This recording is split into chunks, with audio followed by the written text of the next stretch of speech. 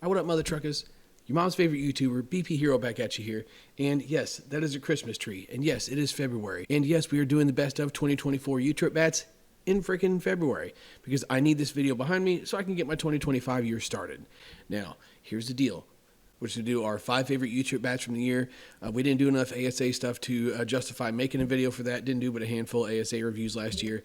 I keep telling myself I'm going to do more and just kind of never get around to it, with U-Trip being the priority. With all the releases they've been having, and all the 240 stuff is getting good enough now that it's becoming like it was in the end of the 220 era, where there's so many good bats. It's really hard to go wrong with any of them.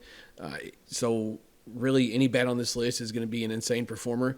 Performance-wise, if we're talking strictly exit speed and that kind of thing, all of these bats are damn near identical. It's just going to come down to feel and feedback and that kind of thing. And this is the stuff that we preferred, kind of with the guys that I hit with and kind of discussed it and put us together a list. And this is what we came up with. So, with no further ado, let's get started here. And coming in at number 5, we have the Demarini, a Twisted Mistress V2. Maybe a slight bit of a surprise to some, but if you had the pleasure of trying this bat, and then you completely understand why it made this list. Mid-load fans we are not, and we make that no secret on this channel. But if you're looking for a bat that is insanely forgiving and capable of some crazy performance, especially with minimal break-in, then this bat is going to be something that you prefer. The composite handle was the perfect complement to the technology that Demarini featured in this version of the APC composite. Held compression well, absolutely crushed the ball. What's not to love with something like that? And while we do rag on mid-loads, because a lot of time they leave you unsure of if it's for controller distance when it comes to how you want to manage this thing, the distance we were able to dial up with this thing was almost laughable at times. Exit speed on stuff we were able to keep down was exceptional as well. Raw performance of this was of the essence for sure. And with this one, that's why it was easily something that we were able to put on the list. All right, so with the number 4 spot is going to be the One Piece Worth Bedlam Phil Matt World Series Edition.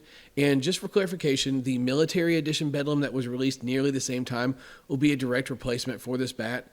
The original came out earlier in the year, does have the same performance, but the loading on the WSE/Military Edition made it an easy preference to go with over the original.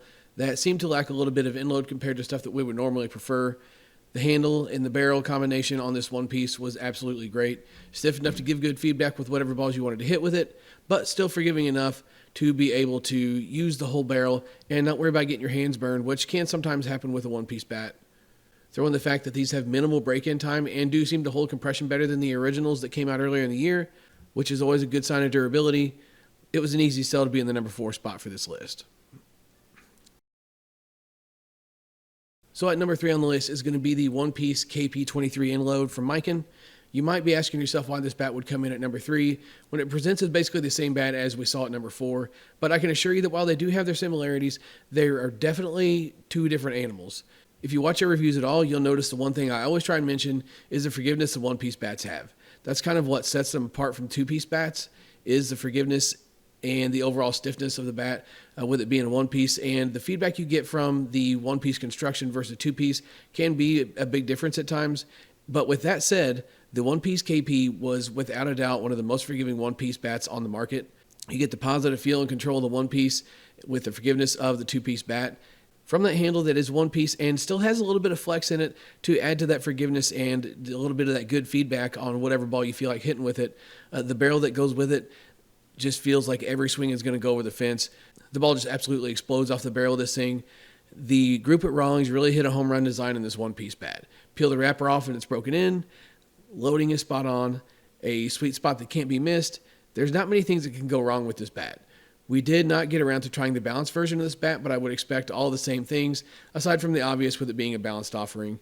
This was undoubtedly one of our favorites from the year for the 2024 season, but what could possibly top this? Let's move on to number 2 and find out.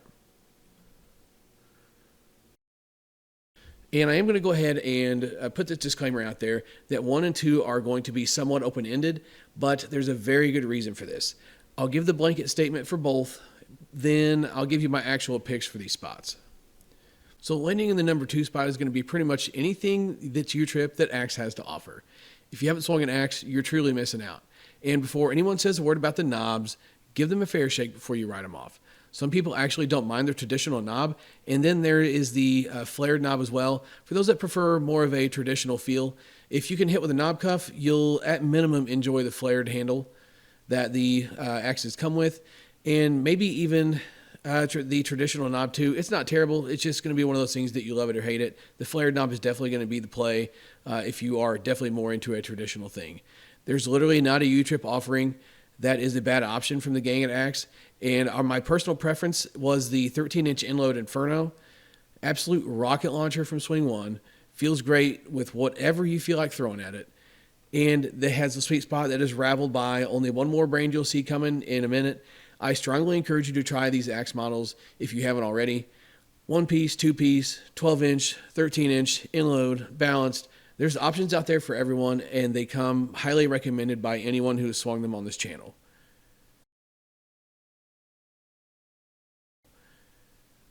Now, this might leave you asking what's going to be in the number one spot, and if you're no stranger to this channel, then you know what's coming, and I'll stand behind this pick 10 out of 10 times. So at number one is going to be another one of these blanket statements, but an actual pick will be coming. The number one spot for 2024 is going to go to literally any of the 13-inch Louisvilles on the market that is balanced or features a half-ounce of Inload. That includes both 1- and 2-piece models, everything from the HB exclusive 1-piece Genesis models to the Sanchez, to the Hartling, to the 1-piece balanced model that debuted earlier in the year. But to no surprise by any of you, I'm sure, my favorite bat of choice for the year of 2024 was the Ironman 3.0. Ironman 2.0 won me over after its first round of swings that I put on it, and it's been my gamer ever since. So knowing this, 3.0 had some big shoes to fill. And sure enough, it was the perfect complement to the 2.0. The same buttery, smooth, balanced swing weighting as the 2.0 that lets you use the entire field line to line. And the crazy thing with these balanced bats is you can still dial up the distance when needed to get out of the park when you have to. It is extremely rare to see something like that when it comes to a balanced bat. Usually you optimize for control over power, but with this one, you can dial up both whenever you need to. It's crazy, and it makes it so hard to put it down. The 13-inch barrel has a sweet spot that literally can't be missed if you tried. Hands down, the most forgiving bats on the market come from the Louisville Gang, and right behind him is going to be the Gang & Axe. Our friend Daniel said it best. He's a big axe guy. He said that the axes are just a Louisville you only hit on one side. So that's a testament to the size of the sweet spot on these bats that come in at number 2 and number 1. And the same thing with the Louisvilles here. The performance is absolutely top tier, and they hold compression exceptionally well. And it's also a sign of good durability, just in longevity. I'm using the 3.0 as a backup for now because my 2.0 is just absolutely insane. It's got almost 1,000 swings on it with U-Trip balls, and it still passes compression right in the high 240s. I know people nag on the pain issues with these, but breaking them in properly has alleviated most of that for us with the stuff that we've done. Just hit them with 52s for a couple hundred swings, and we haven't really seen a lot of issues out of them. I'm not going to say we haven't seen any, but it definitely seems to alleviate the problem quite a bit.